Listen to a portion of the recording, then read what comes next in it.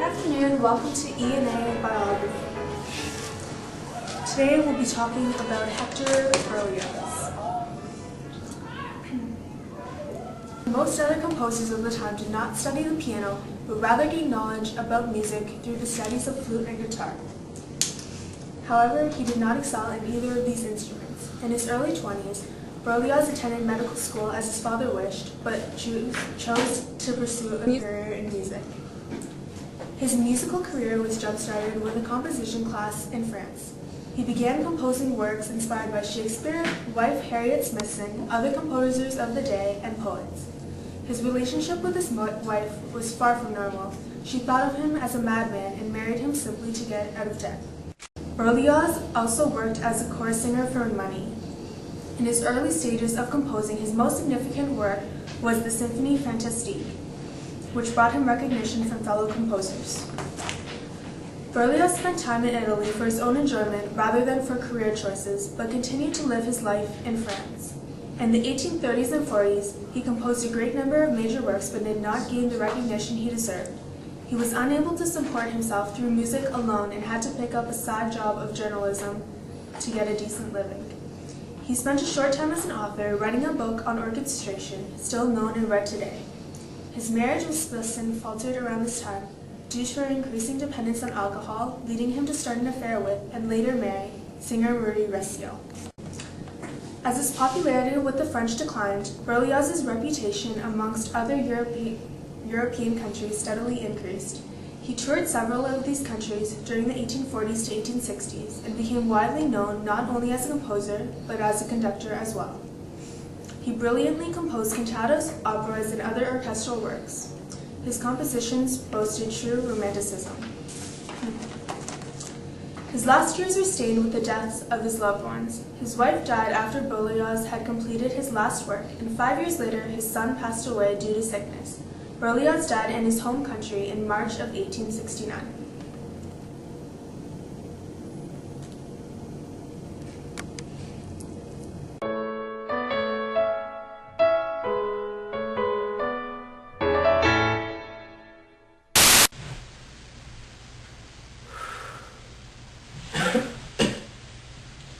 You probably think this is really stupid, right?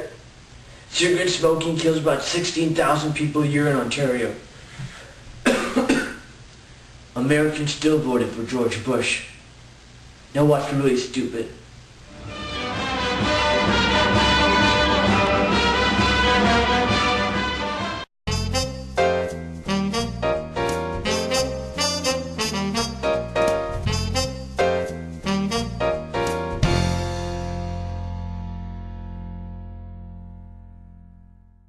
Today on A&E Biography, we will be talking about Felix Mendelssohn. As you can see, wrong Felix!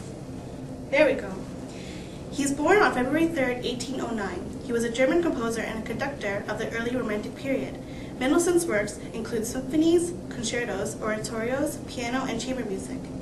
Felix was talented in both the piano and the violin. During his childhood, he traveled to Paris and was truly inspired by Bach. At the age of 16, he composed his octave for strings in E-flat major. When he was 17, he composed the overture to A Midsummer's Night Dream. He also composed 11 symphonies, 5 operas, and many other pieces for the piano before the age of 20.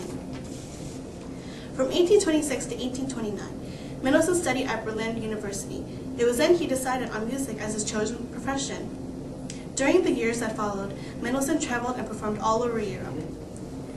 Felix Mendelssohn had a happy marriage. He had 5 children named Carl, Marie, Paul, Felix, and Lily. His father died in 1835.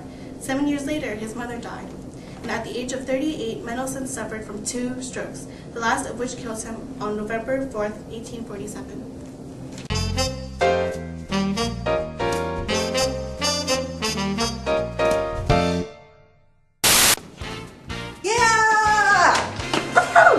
In celebration of the new year, we're going to be taking a look at classic hits from the 1930s. Woohoo!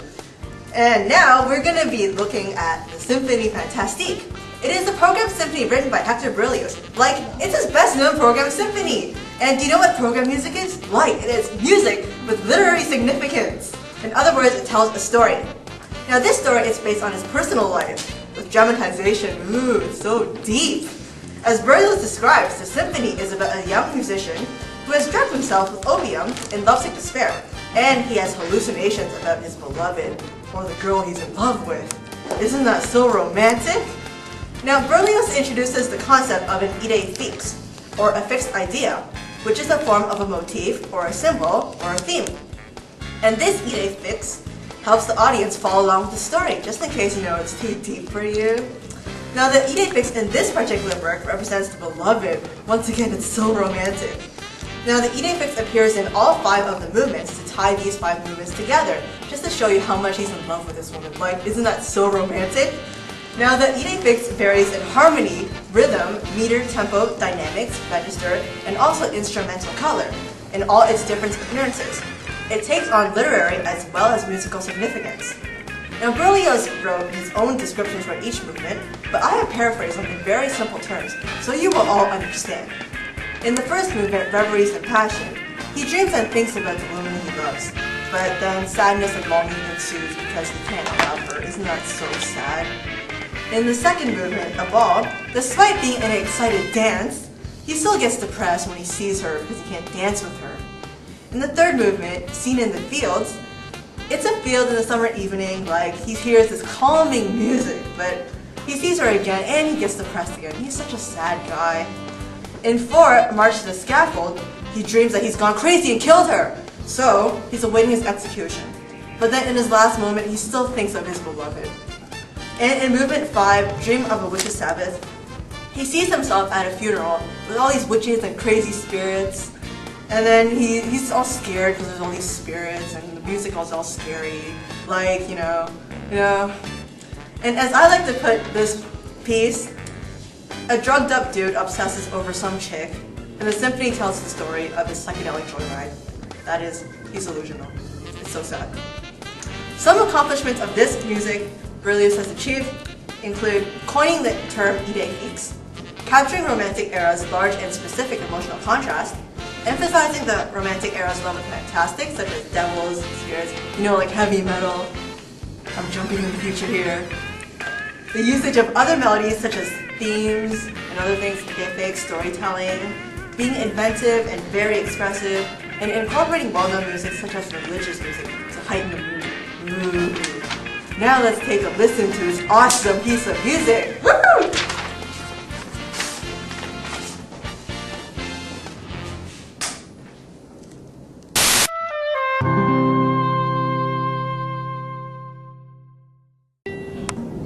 举头望明月，低头思故乡。外面的天气好漂亮啊！唉，回家以后要被我妈打屁股。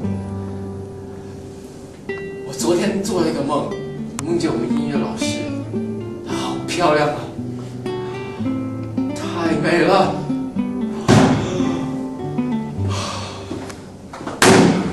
我個囉柚好白好滑。哦，卡卡西，拉辛干，皮卡丘。你唔應該同我哋買嗰份。